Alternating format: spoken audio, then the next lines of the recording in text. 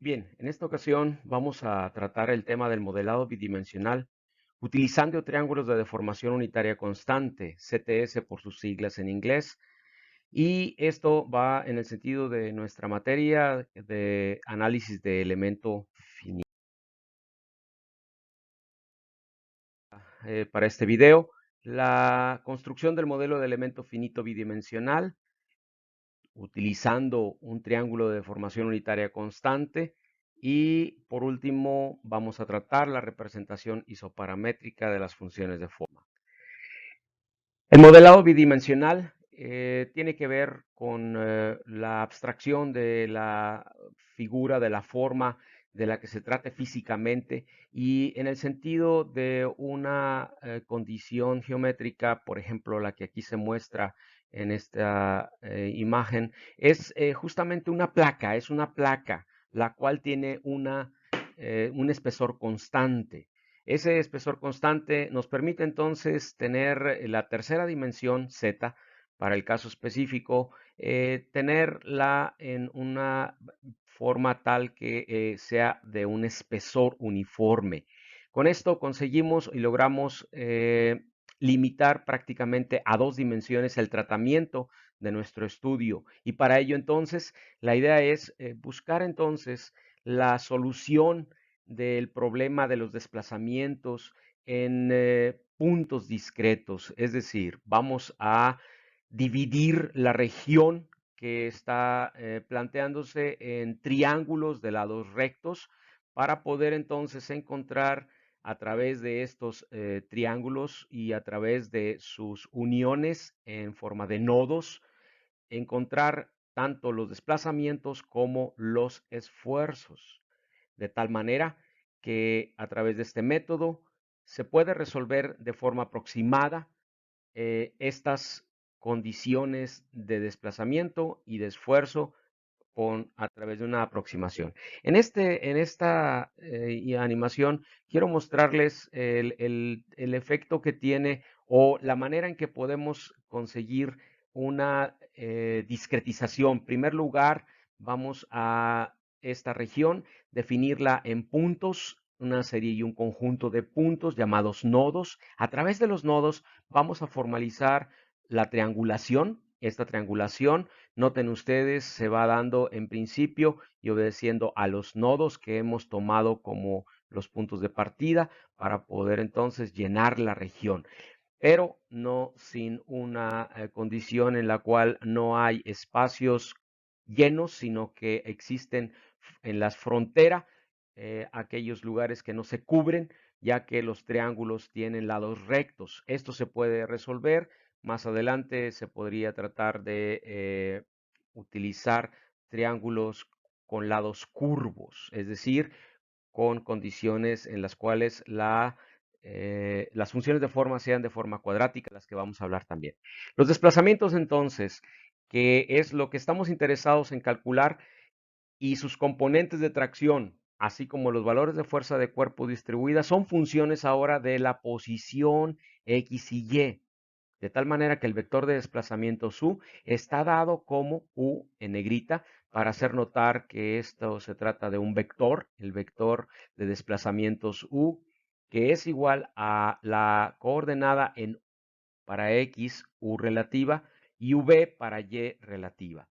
en donde estas componentes nos llevan también a hacer notar que los esfuerzos y las deformaciones unitarias están dadas por sigma, en el caso del esfuerzo, y sus tres componentes independientes, es decir, sigma de X, sigma de Y y tau de XY para el esfuerzo, para la deformación unitaria en X, en y tenemos también la deformación angular XY. Para el caso particular, en el tema de los esfuerzos, pues tenemos el cortante XY.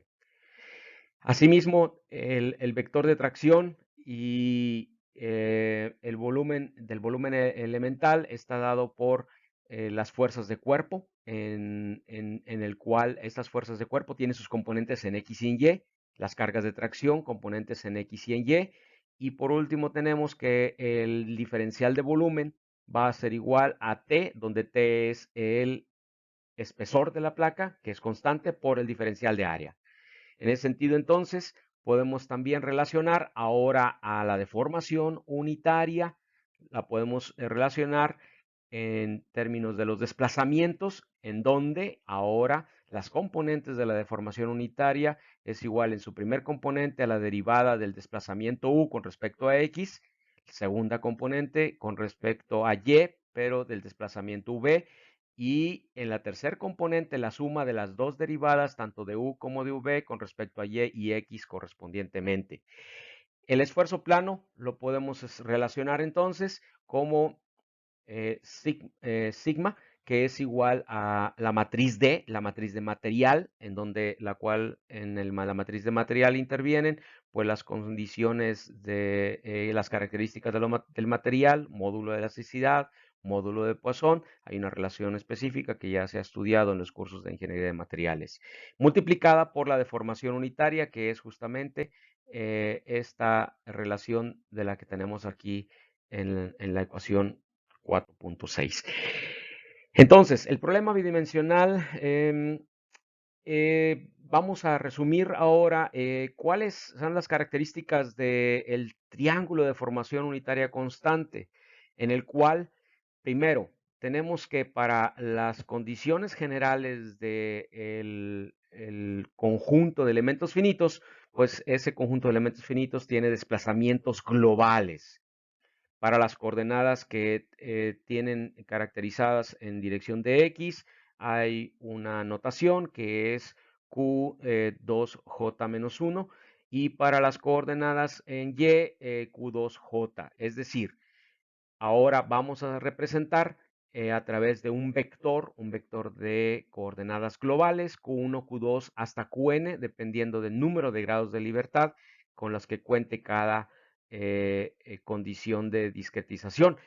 Es decir, cada nodo tiene entonces 2 grados de libertad. El esquema de numeración que utilizan las componentes de desplazamiento son las que acabo de indicar hace un momento. Y este es el vector denotado por Q mayúscula. Para un elemento finito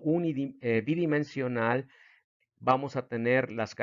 condiciones de desplazamientos en minúscula con Q1, Q2, Q3, Q4, Q5, Q6, es decir, para cada nodo 2 grados de libertad, en donde los desplazamientos en dirección de X está dado por Q1 y en la dirección de Y por Q2,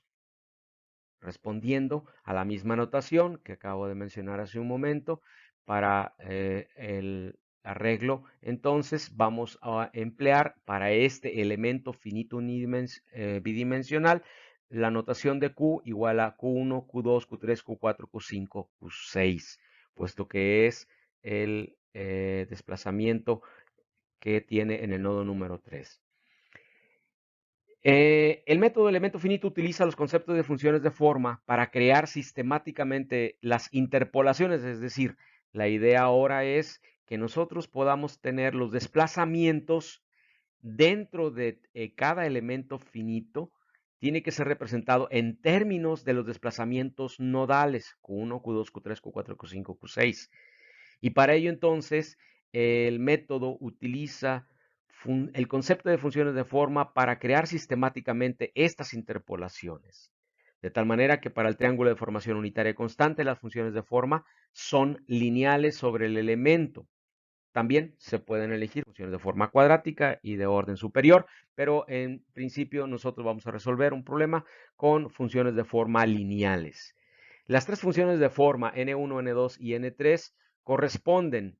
en el caso específico, el triángulo base sigue siendo el mismo, nodo 1, nodo 2, nodo 3, el que se encuentra aquí sobre la superficie y sobre el plano formado por xi y por eta, donde xi ahora representa la coordenada en x y eta la coordenada en y. Hacemos notar entonces que para el plano formado por xi y eta, ahora en los nodos 1, 2 y 3, vamos a tener para el nodo número 1 una altura de 1, y esto corresponde entonces a la función de forma n1, y 0 altura en el nodo 2 y 0 altura en el nodo número 3, de tal manera que entonces lo que resulta es la proyección del triángulo base sobre la altura de 1 para el nodo 1,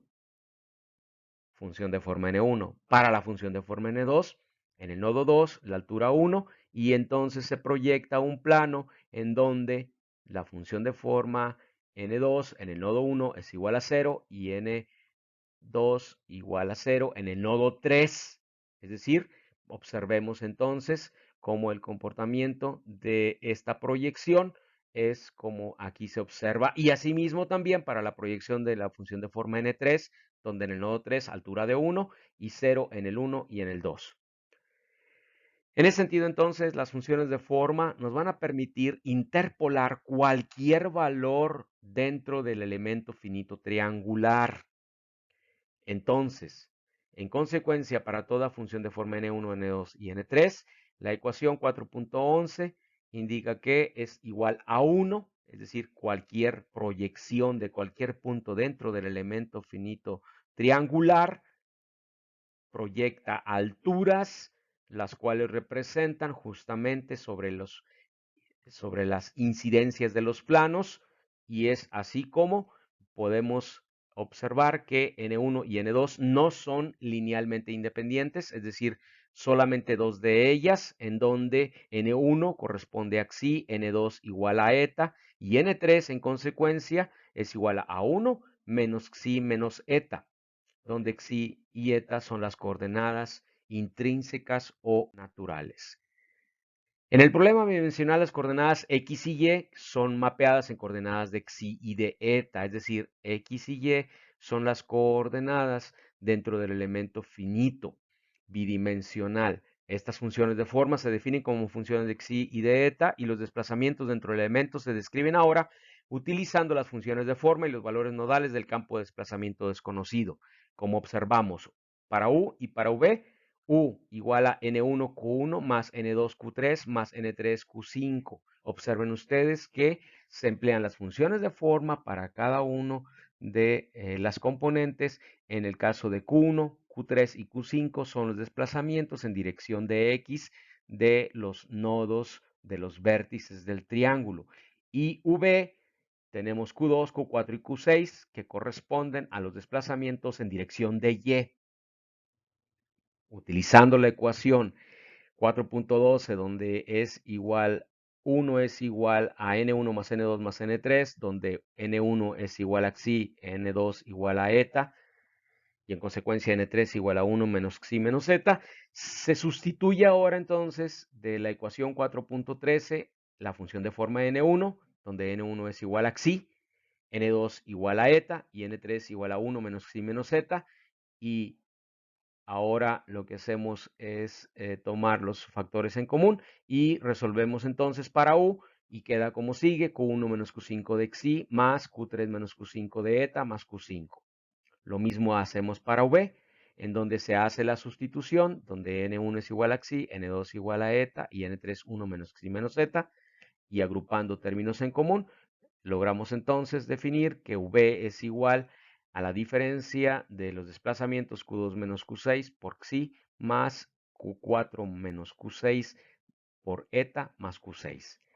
En forma matricial podemos representar esta relación donde U, el campo de desplazamientos, que es U y V, igual a N, que son las funciones de forma, por el vector Q, donde Q va desde Q1 hasta Q6, y entonces podemos nosotros ahora emplear la notación de las funciones de forma N, donde genera esta matriz, representada en la ecuación 4.14. Para el elemento triangular, entonces, podemos también las coordenadas X y Y representarlos de forma isoparamétrica, es decir, que ahora podemos tener también para X y para Y cualquier punto dentro del elemento finito triangular con coordenadas en X y en Y. Sustituimos ahora N1 por X1 más N2 por X2 más N3 por X3, donde recordamos entonces que X1, X2 y X3 son las coordenadas de los nodos de los vértices del triángulo base. X1 para el nodo 1, X2 para el nodo 2 y X3 para el nodo 3. Haciendo la sustitución como hicimos hace un momento, donde ahora N1 es igual a xi, N2 igual a eta y N3 igual a 1 menos xi menos eta, agrupando términos en común, queda entonces como sigue la representación de cualquier punto dentro del elemento finito bidimensional x y y como x igual a x1 menos x3 de xy más x2 menos x3 de eta más x3. Utilizando una notación donde x y j es igual a xy menos xj, nos queda entonces como sigue, simplemente para poder darle mayor facilidad a la lectura del tratamiento. X igual a x13 de xy, donde x13 representa entonces la diferencia de x1 menos x3, como fue el caso que aquí resolvimos. En ese sentido, entonces, un ejemplo, que esta es la actividad que se le deja al estudiante para resolver, en donde se nos pide evaluar las funciones de forma n1, n3 en el punto interior P, donde P es igual a 3.85 en X y 4.8 es la coordenada en Y. Para cada nodo 1, 2 y 3 tenemos las correspondientes coordenadas y entonces se busca, utilizando la representación isoparamétrica, entonces que X del punto P igual a la coordenada en x1 por n1 más la coordenada en x2 de n2 más la coordenada x3 de n3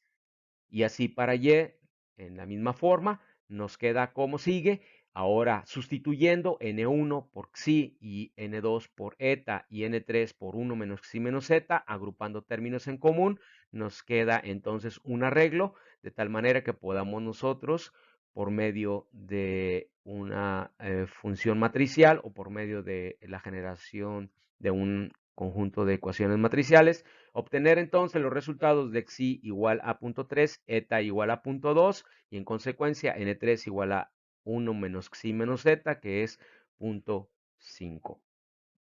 Hasta aquí. Muchas gracias.